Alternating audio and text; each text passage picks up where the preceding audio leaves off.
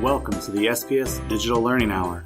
Brought to you by the Digital Learning and Assessment Department. We're coming to you from a conference room in Central Office, bringing you the latest news in the Springfield Public Schools in regards to technology, along with inspiring interviews from teachers who are using technology in the classroom. We'll also inform you of the latest updates, practices, and news as it pertains to our district.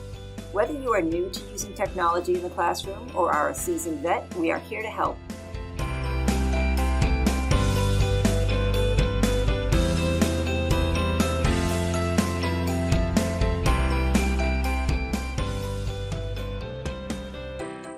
Thanks for joining us today. I'm your host, Mike Thomas. I'm Suzanne Zargis. I'm Brendan Reed. In case you missed it, the latest blog post is out. It's all about training videos. So on Microsoft Stream, out on Office 365, we have a whole host of training videos that are designed to educate and inspire you, and which we update regularly. So check them out if you haven't been there before. You can find it out on Office 365. If you click on See All Apps, then you should be able to find Stream. It is alphabetical after all. And if there's any ideas for training videos that you're looking for or would like more information on, or some inspiring videos that you found that you thought would be good to share with everybody, please email us at dlasupport@springfieldpublicschools.com and we will see what we can do about it. In case you missed it, there is a new website out there put together by the Museum of Science in Chicago. It is a game called Simple Machines, and it's a basic physics game, so this is designed specifically for elementary school, or for those teachers in the middle and upper grades who are looking for ways to get back into teaching simple machines to your students. It's a fun game. I went out there, I played it myself. I found this information on freetechnologyforteachers.com. There's a whole host. If you're not a member of that site, if you're not getting those regular emails, you should check it out. You might find something that's very useful to you that I might miss because I am not you. That's it for In Case You Missed It. Coming up next, Hot Take. So this is the final week of project-based learning for our hot takes. I hope that you guys have gotten a lot out of it. I know I have learned quite a bit. So go ahead and listen to the last part. If you missed the first 2 weeks of this discussion, go back and listen to the last 2 podcasts. So with project-based learning, one of the things that is really interesting is why is there so much excitement with it?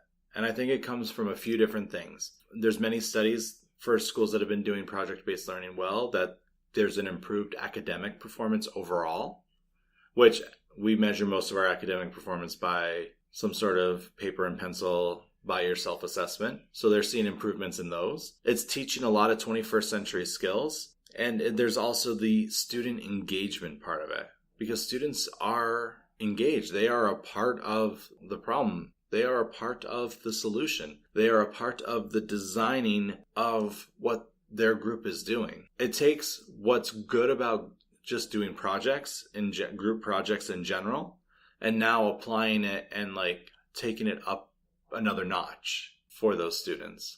Right, and I think, again, referring to the article about the 4th grade social studies teacher, I was very impressed with the fact that he said once he got this going, once he was just very used to the whole process, he actually had more time for individual and differentiated instruction.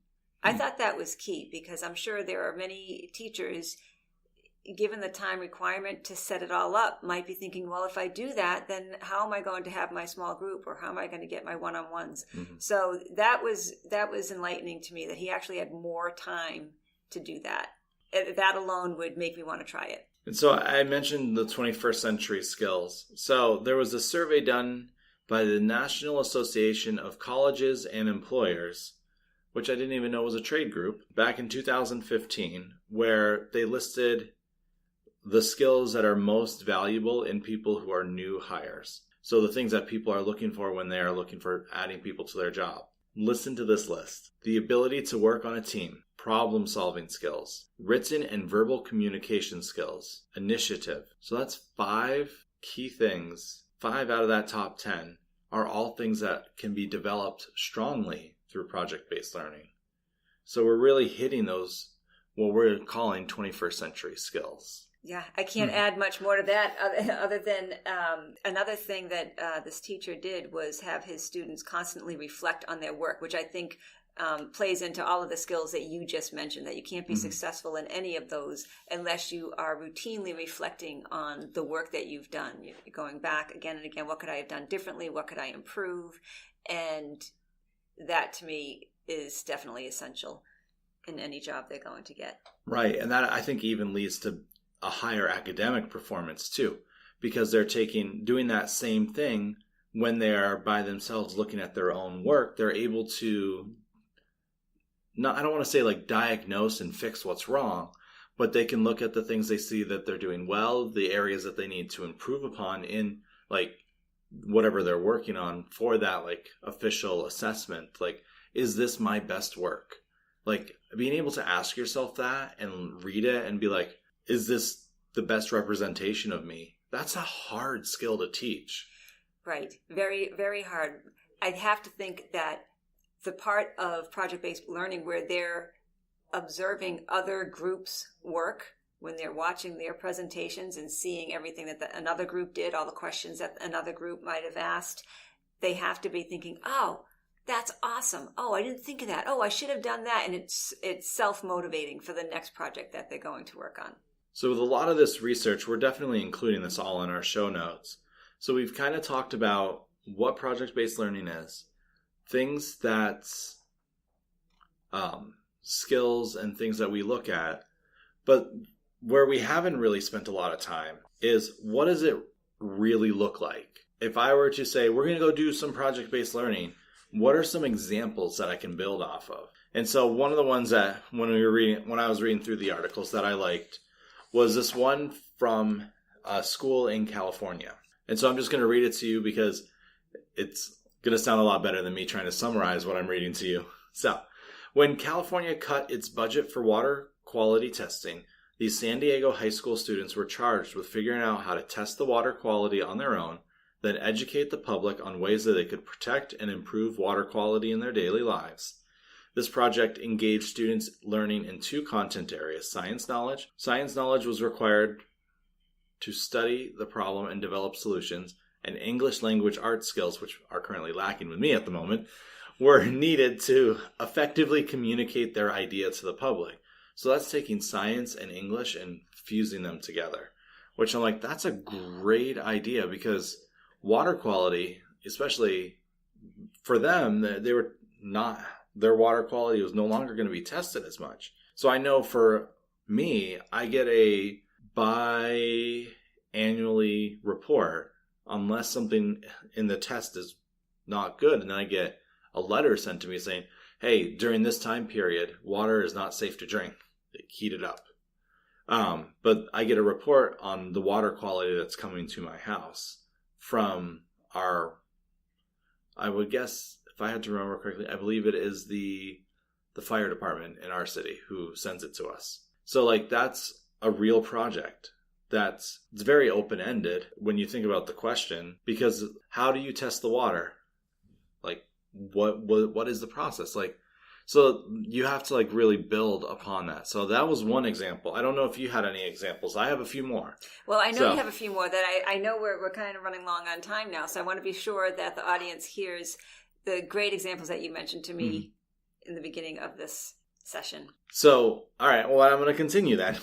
So another school, the students at an elementary school, so this is younger students, were asked to redesign an underutilized courtyard space on the school campus. They drafted, revised, and presented their ideas in formal presentations to their classmates. They met with architects who shared their own plans and took students' suggestions.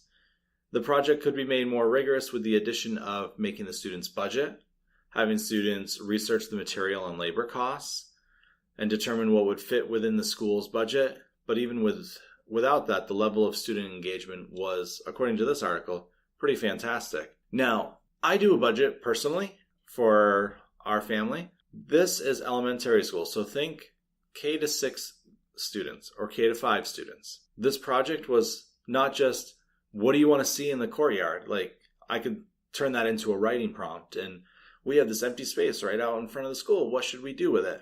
Write a story about it. But taking that idea and just running more with it, the idea that you're teaching students how to budget, you have $50,000 to do this. This is how much this costs. This is how much this costs. Like, what could you do with it? Which I think is pretty great. And I imagine that the students probably got excited because they're like, if I come up with a good plan, maybe the school will do it. So it solves a problem within that school of this underused courtyard space. Right. And it's just so inspiring that children know that they have power in this world and their thoughts are valued, their ideas are valued, and people will take them seriously if they work hard enough and put out a good idea. Yeah, we're going to do it. Mm-hmm.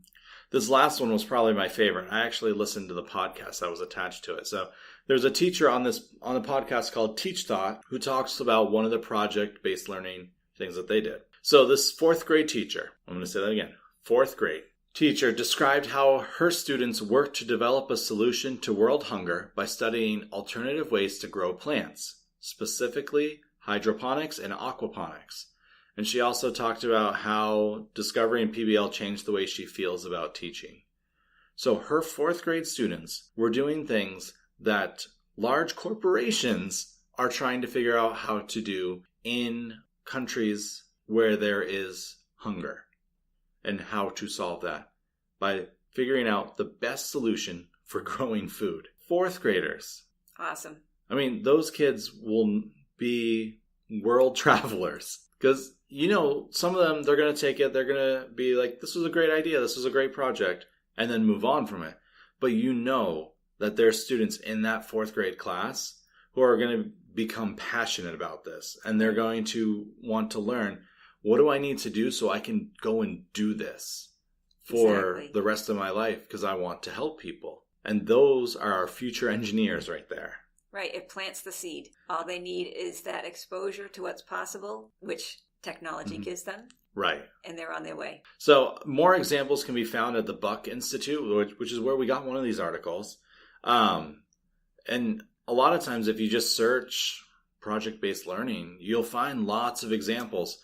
So even for teachers that we are working with, like right now, we might not see how to apply this, but with all these examples, like with the 3 that I just gave, plus hundreds more that we can find online, it can give teachers a starting point. We're trying to help you with a starting point of, I'm interested in doing this in my classroom. I need some ideas on how I can do it and how I can set the rigor right, how we can create a classroom culture that allows us to do this. So I just thought those were pretty cool. I don't know if you had any ideas. I keep referring to that fourth grade social studies class. And give me a second and I'll find it. He had his students act as caretakers of history.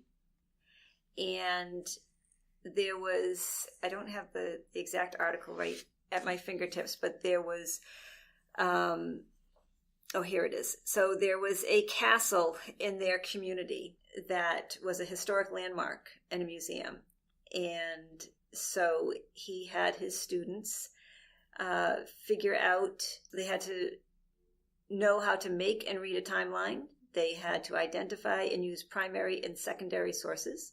They had to understand the American colonial period and research specific people, places, and time periods. And this was the class that I mentioned earlier. He had them reflect on a daily basis. They all had their reflection journals, and they reflected throughout the process. And they became so accustomed to reflecting that all they had to do was ask, what time is it? And they knew it was reflection time. But they learned to work well together and were quite accomplished by the end. And they ended up publishing an op-ed in a local newspaper. They created a comprehensive website using their own research and writing as content. They developed interactive exhibits, and they presented to high school students and important members of their community. And they developed an online virtual timeline of both the museum and their own project process. Fourth grade. I think that's pretty impressive. Yeah, especially because they're presenting in front of high schoolers, which they're much older, but they're technically peers because they're students still. With these projects, all sorts of ones. There's ones that are very based in STEM. We're trying to create tiny houses, which are like those like 500 square feet, almost mobile houses, but can help solve the homeless problem that plagues many cities. There's all sorts of STEM initiatives like building solar-powered cars and building solar-powered homeless shelters. I mean, there's just so many opportunities to take problems that we see around us and turn it into a learning opportunity for students. I have to believe, Mike, that there's a lot of teachers in Springfield that are doing this, and we just don't know about them. So I'd love to hear from our teachers and what projects they've been implementing with their students.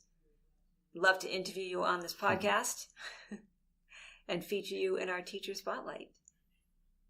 So that's a challenge to you, listeners out there. We know that there's listeners out there. We have data that proves it. We challenge you to contact us with your project-based learning ideas and things that you're doing in the classroom. If you remember back a number of podcasts ago with Brittany Blake, when we interviewed her, she actually did talk about one of her projects. So after listening to this podcast, I would highly suggest going back and listening to the interview with her and some of the things that she's doing with her middle school students. This is our conversation on project-based learning. It is by no means exhaustive. It is by no means the beginning, or it is the beginning. It's not the end of the conversation.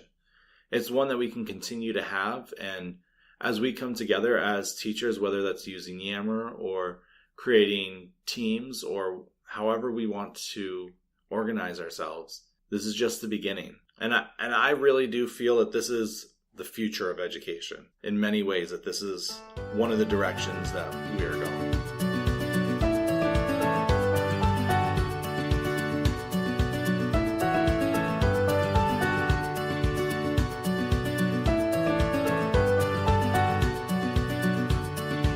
Mike's interview this week is with 5th grade teacher Henry Robinson at Gerena Elementary School.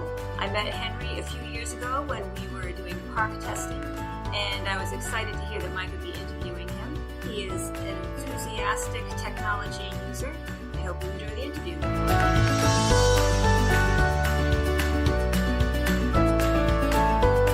My name is Henry Robinson.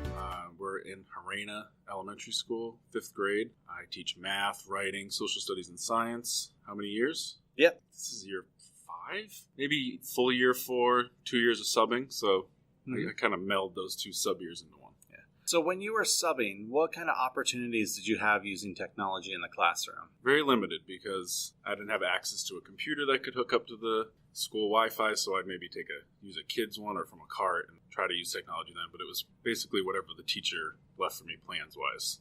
So the technology was bare minimum. And was this substituting in Springfield or? Yes, always in Springfield. So when you subbed, were you like a building sub, so you were always at the same school? Nope, I traveled around. I was going to school full-time as well, so the days I didn't have classes, I would sub. And if I had a class, like a night class, I'd try to get a school close to a highway so I could hop on and head out to Westfield. Nice. So because you're freshly from school, and I say freshly meaning more than 7 years. Right.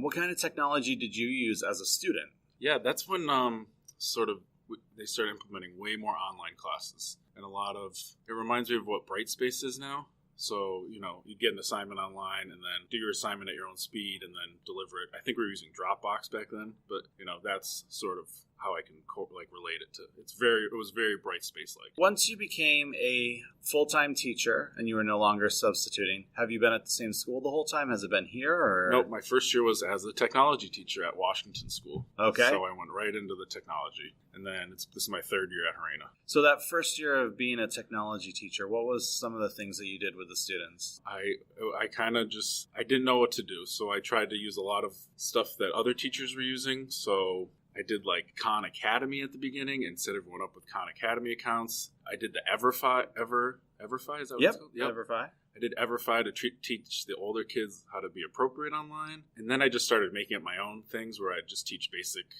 typing skills and formatting and what you need to know how to do a Word document and a PowerPoint. And I think it was the first year they did Park, or it was a Park pre-test they were doing, so I taught them how to use the Park tools. That was pretty much it. We made our own comic strips. The kids really liked that. So it sounds like you had a plethora of activities that you were able to do. I tried to do as much as I could because they were much more advanced than me when it came to technology. So I had to sort of keep their attention or else they'd get bored. With what you did as a technology teacher, then after that you came to Gerena as the 5th grade teacher. What were some of the things that you pulled from being the technology teacher that you either did right away or you still do now? Well, I still wanted them to know how to use Microsoft Word and PowerPoint or whatever we'd be using to write papers or do projects. So technology-wise, I taught them how to do a lot of the formatting again, setting up papers the correct way, saving them, sending them to me, putting them in Dropboxes or what I think it was an assignment folder for Brightspace then. And then I started using being a writer online, and that really turned a corner for me. I learned sort of how to assess using the internet tools instead of the paper tool, and that made it much easier for me. And there wasn't just a stack of papers that I had to grade all the time. I would get them electronically, and I could do them as the class flow was happening, and that was sort of the beginning of my transition into full technology. Nice.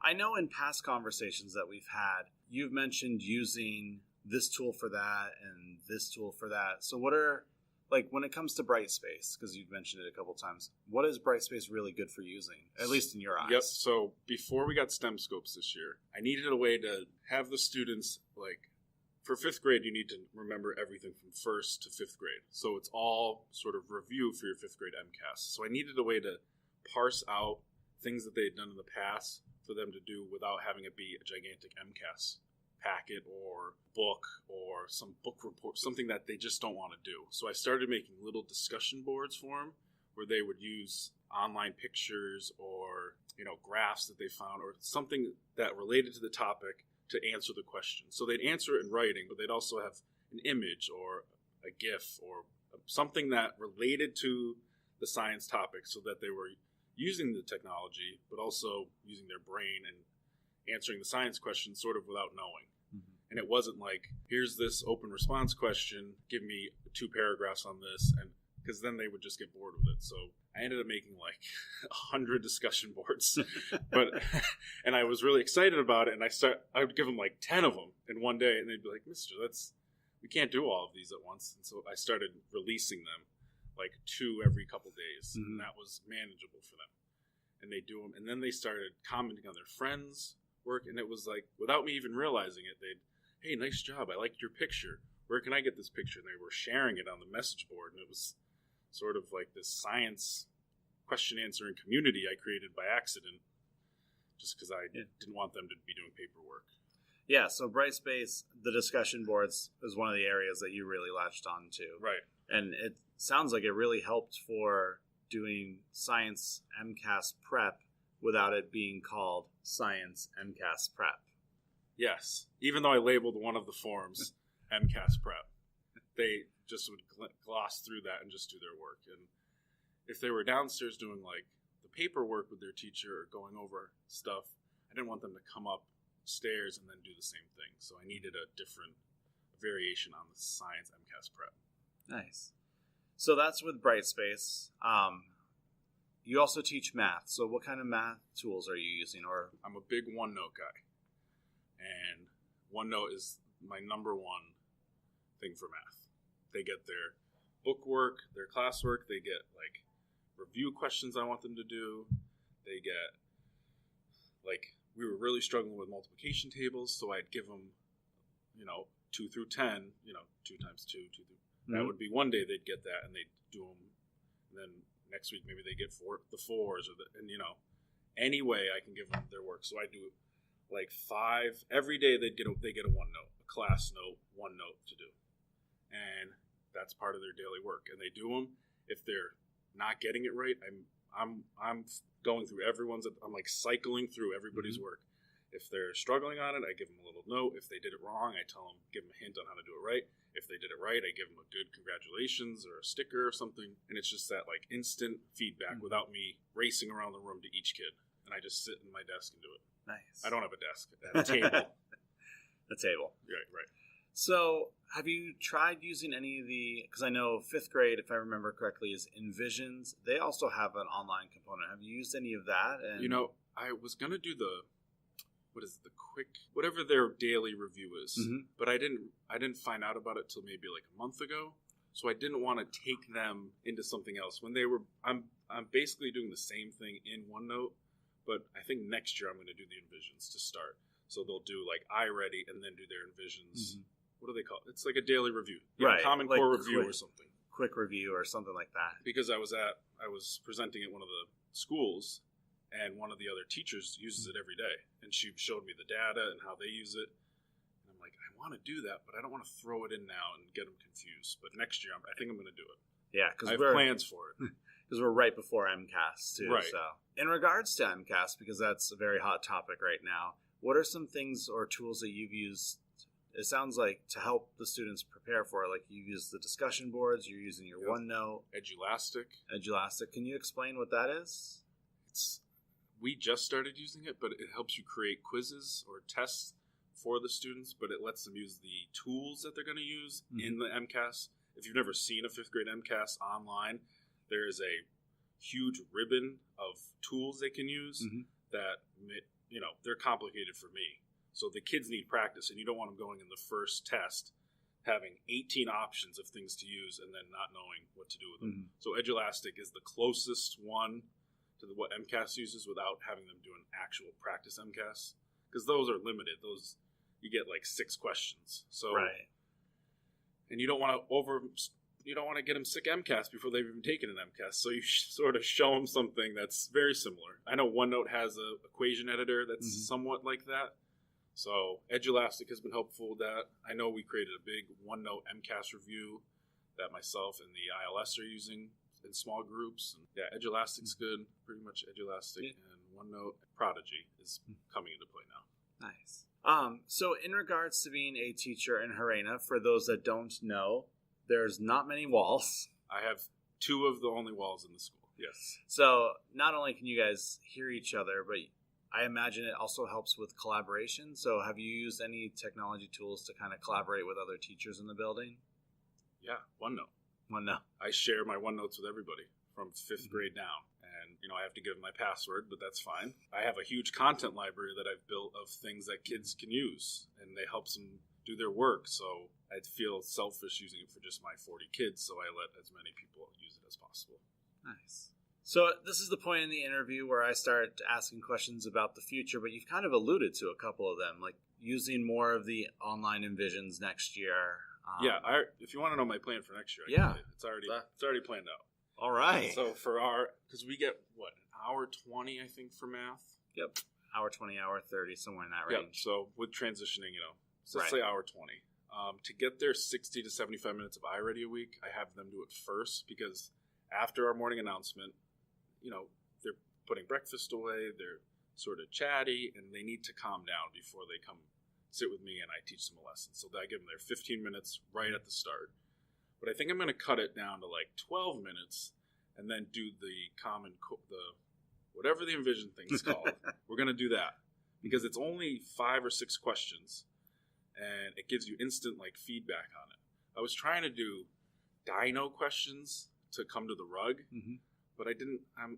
I use that for something else. I'm not liking how it's working with me, so we're gonna do iReady, Envisions. Then I'm gonna teach the lesson. They still like to do a few problems in their book, so I'll let them do that. Then they'll do their OneNote, class notes, and then I'm going to continue to put something in their quiz folder or their homework folder or I made a small group folder. And then we'll still do small group. If there's time, I'll let them do Prodigy before we come back and reflect and go over the work. What I do is I either make them grade in their book or in their OneNote. And if they don't grade it, it's telling me they're not following along when we reflect, so I make them do it again. Especially with OneNote, I can just erase. I erase all their answers, and I'm like, do it again, because you didn't pay attention the whole time. But most of them do it. They love it because they pick their own color and grade it, and they're honest. If they get it wrong, they mark it wrong, and then I can see what they got wrong. The next day, I'm like, let's talk about what you got wrong, and we'll help you figure this out. It'll inform instruction for the next day. Right. So there's my 80 minutes. So you said you also teach writing and science. Are there things that... And social studies. yeah. Sorry, I don't want to forget It's social okay. studies. I know people have forgotten. Are there things that you're looking forward to trying with them in those subjects next year? I think I'm gonna do more of the hands-on stuff in STEM scopes. I tend to rely a little too much on the technology part, just because they get in a groove with it. They watch their videos and they answer their questions, or they do the game. The one thing I have done is they do their vocab. I make them write it down in their notebook, and then I make a quiz or a test for them on Brightspace. They do like every month and a half, because that tells me, when you're getting the vocab, are you just watching the slideshow or are you actually writing it down? Because I let you use your notebook to take the test. So if you wrote it down, the test is an easy A.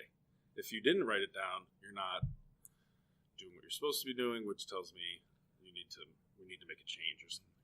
It's a way to hold the students accountable for their work. Accountability. Which is a very big thing. I remember with 5th grade, like once I was able to give them accountability and like do it in a very constructive way, like they became more autonomous. I almost which is a feel big like thing giving them to go to middle school. It's the thing I'm most proud about. They do all their work by themselves. Maybe with a friend just because they want to, but for 2 hours they are busy and they like doing it and they're not like bored. They just sort of have tasks that they know they need to do and they like to do them. And they beg me for more discussion boards. I'm like, all right, we can do them. What about the new STEM Scopes videos? You haven't put the Earth System one out. I'm like, what? All right, so they like to do it and be busy, and they love the technology.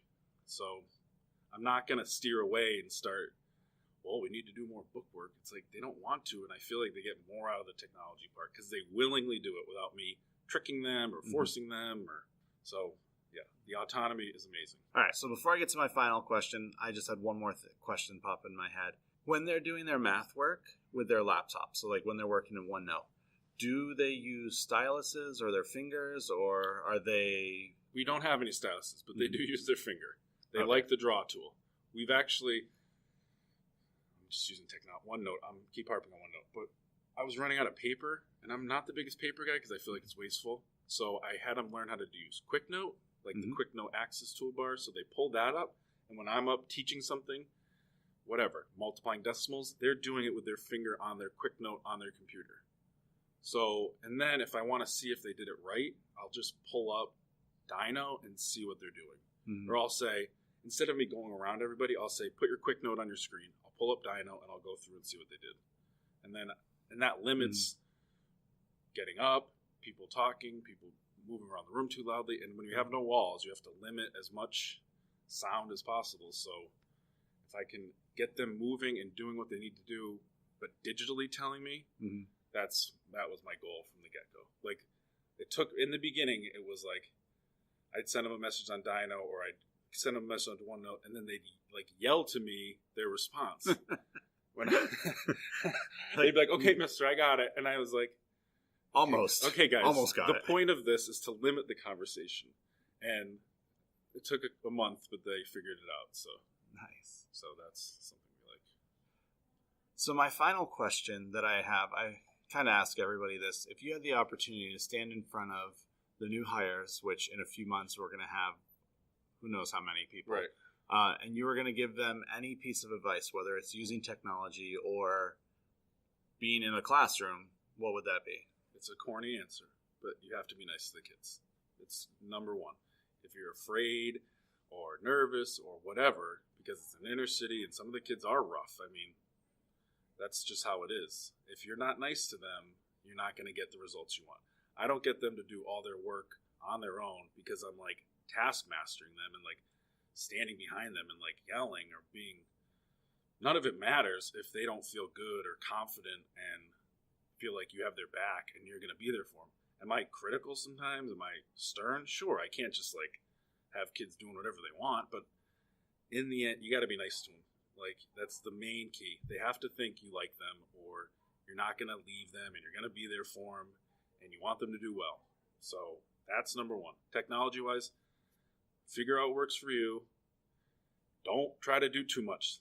I get yammers from you all the time. There's new stuff, and I'm trying to like implement it, and there's like 12 things on my sticky note that I want to implement, and I just need to remember to pick a few. Pick one, try it, see how it works. don't give up on it too early, but don't overcrowd. Find things that work.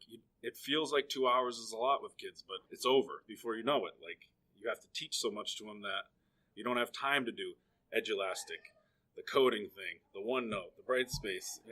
It's just find what works for you, diversify it a little bit, and you'll be all set. But be nice to the kids. It's number one. Well, I know we're in the middle of the day and right before MCAS, so again, I thank you for taking time to interview. No problem.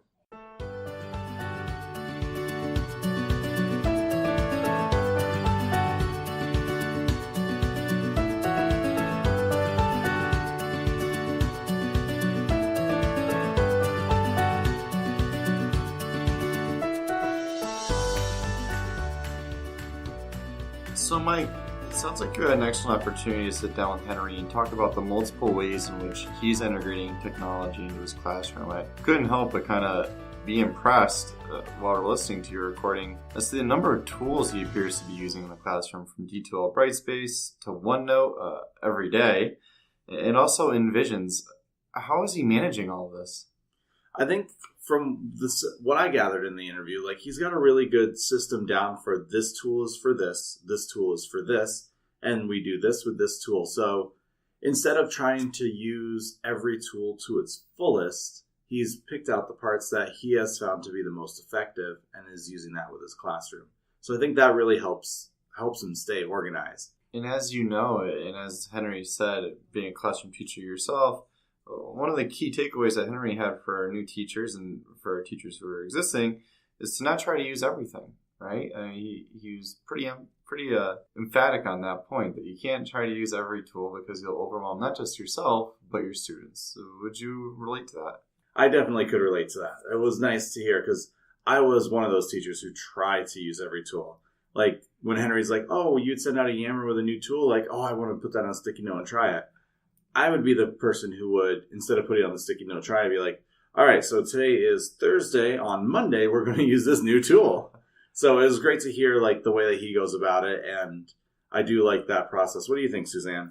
I agree with everything you've said. I think he takes his own advice in learning one tool at a time. He started out just playing around with Khan Academy, Everfi, teaching the kids typing, and then as he got more and more grounded in what he wanted his students to accomplish, he introduced more tools. So it's a great recipe for success, I think. Yeah, especially because his first year of teaching, his first official year of teaching at least, was as a tech teacher at one school. And so he took in all those tools. And then when he went to teach fifth grade at a different school, he knew what skills he needed to have those fifth graders know, worked on them, and then continued to add in new tools as it comes along. And I love that he's got a plan for next year already.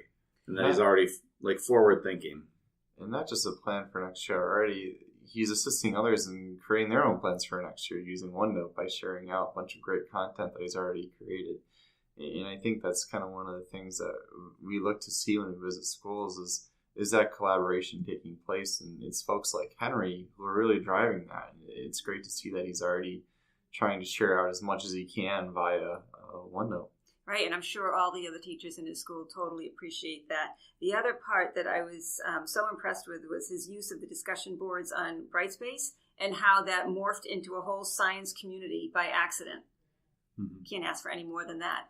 No, and even the fact that it didn't seem like there was a lot of, like, pre-teaching on how to use discussion boards and how to communicate effectively in them. His students seemed to start out a little slow, but then really seemed to get it. And then they were asking for more and more and more, which I thought was pretty cool too. Which also I think doesn't necessarily surprise us, considering how intuitive our students are picking up technology. So it's just great to see that, Mike, as you say, Henry's kind of found his slice of each technology tool that he wants to use, whether it be discussions or Brightspace or classwork in OneNote, to really just kind of enhance the students' capabilities with these technology tools. Right, and just one last thought on my part. I think his point about the relationship with the kids is a very important one. I think his lack of fear in using technology, and obviously the students' lack of fear, they're learning together. The kids are expert in some areas, he's expert in others, but because they've got that strong relationship, they're all able to learn well together. You really can't emphasize that enough. That's such a great point. One of Henry's closing points was, of course, was to just be nice to the students, and you can't encourage that enough. and I think that's just so key, right? It just establishes such a positive environment in the classroom. So it's really inspiring to see Henry taking that attitude every day. So we look forward to hearing more from Henry as time goes on, as new tools come in and he tries new things out. It'll be very exciting to hear what he is doing in his classroom. Great interview, Mike. Thank you. So as we wrap up today, I just want to remind you again that there are many avenues that you can reach out to us at by directly emailing us at DLA support, leaving comments on one of the many places you can find our podcast. If you're looking to share the podcast, you can also share out from those particular sites that you use or that you know that others use. There is also this great opportunity. We are working on creating training videos of teachers using technology in the classroom at various technology levels. We're, of course, following the Yammer model with this, and we're excited to try to help teachers, as there's a department of 4 of us who are, one of our roles is to go out and help you learn how to use technology well in the classroom. We've got too many teachers in this district that are using technology well, and we need to be able to share that with everybody so that we can see at the various grade levels to the various subject areas on how to use technology well in the classroom. Please reach out to us if you or you know of someone who would be great to use on those videos. We are looking forward to your feedback. And that's it for today. I'm Mike Thomas. I'm Suzanne Sargis. I'm Brendan Reed. And we'll see you next week.